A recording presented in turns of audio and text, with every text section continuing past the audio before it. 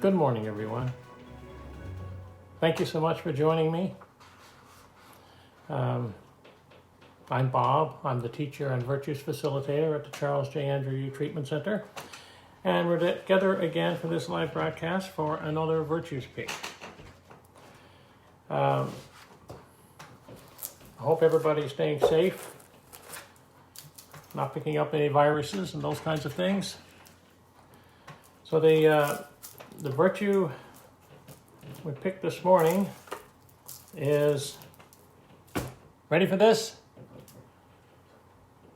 Peacefulness. Peacefulness. So, what is peacefulness? Peacefulness is an inner sense of calm. It comes especially in quiet moments of reflection or gratitude.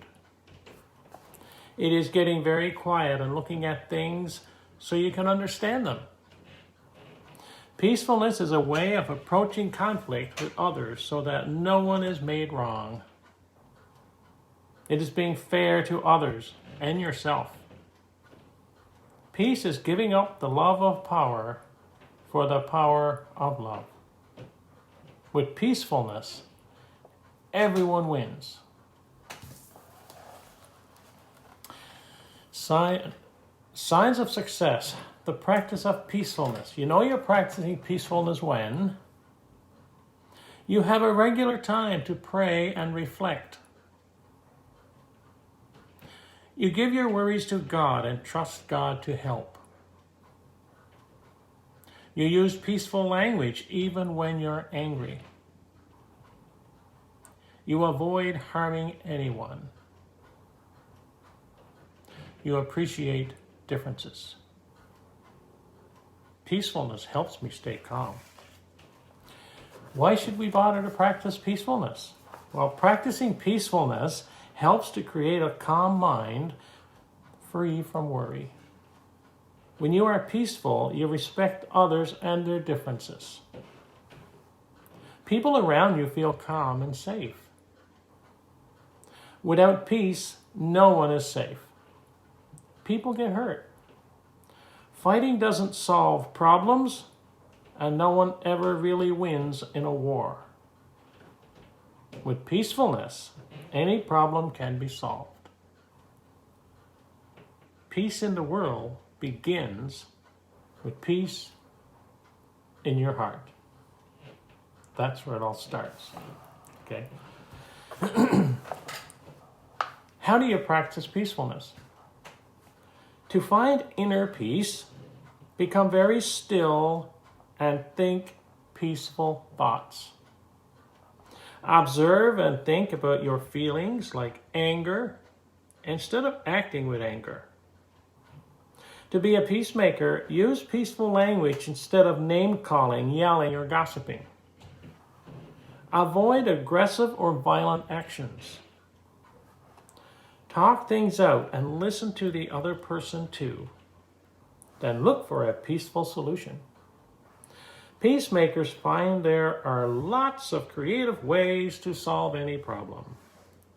Violence never solves anything. Now, it reminds me of this little thing Wayne Dyer put out. I mean, he passed away in 2012, but his wisdom remains, okay? Wayne Dyer was on stage and he was saying, if I take an orange and squeeze it, what's going to come out? If you squeeze an orange, what's going to come out? And there was a little girl in the audience that said, that's stupid.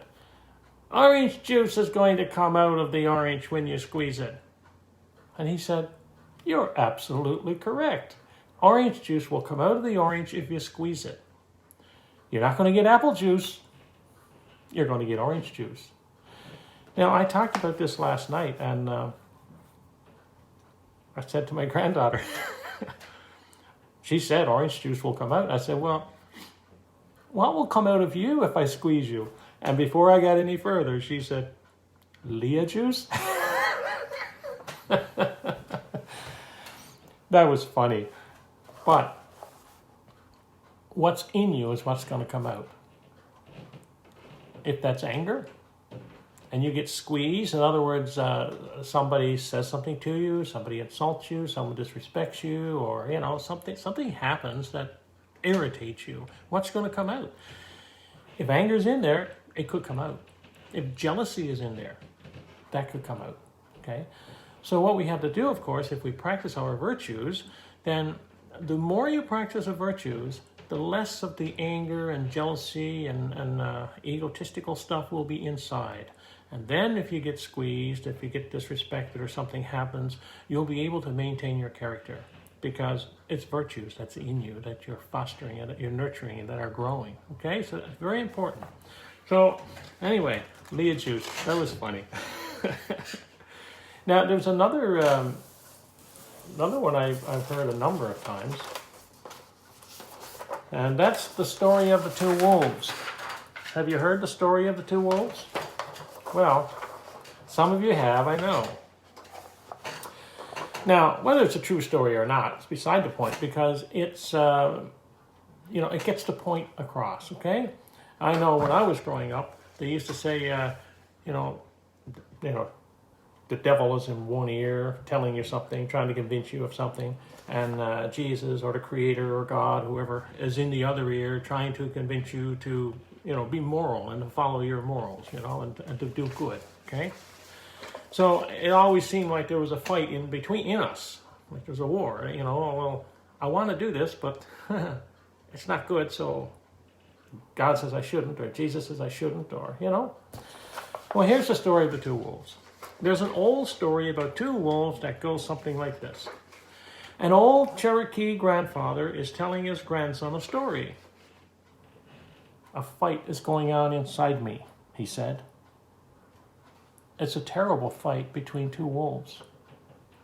One is evil.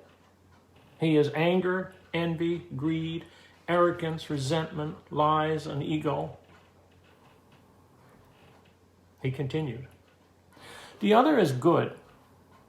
He is joy, peace, love, hope, serenity, humility, kindness, empathy, generosity, truth, compassion, and faith. The wolves are fighting to the death. Wide-eyed, the boy asked his grandfather, which wolf will win? And the old Cherokee simply replied,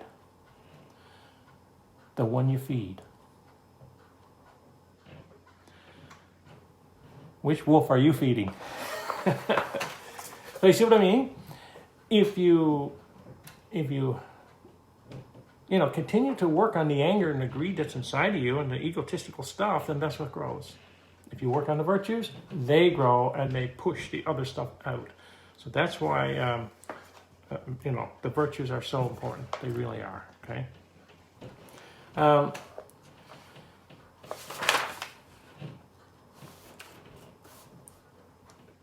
Quiet time.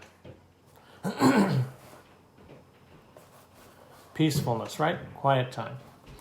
Have a quiet time in which you close your eyes and imagine being in a place of peacefulness and beauty, such as a beach, a mountain top, a forest, a place to find inner peace. And the meditations, that Candy does, they are meant to put you at peace, to relax you and give you that inner peace that you're looking for. Yoga can do the same thing, right? Sometimes what I would do is just close my eyes and picture myself sitting on a beach. And this can be in the middle of the winter. It could be now even, right? So I could be in PEI and I'm lying on the beach. And I can actually sense the heat from the sun and the sand. And that's how you can develop your inner peace. Okay? So I thought that was quite interesting. There's some quotes here too. Have calm thoughts. Picture calm scenes. Recall calm sounds. And guess what you'll be feeling? That's Paul Wilson's. Everything that irritates us about others, get this now. Everything that irritates us about others can lead us to an understanding of ourselves. Okay? Carl Jung. And now this one. We should have more peace if we would not busy ourselves with the sayings and doings of others.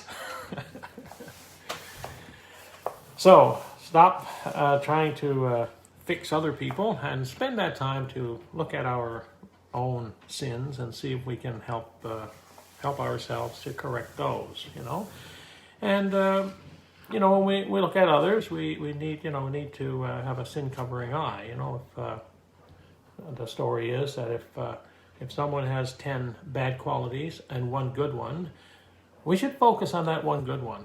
Because if you do, that's the one that's going to grow. That's the one that's going to flourish, right?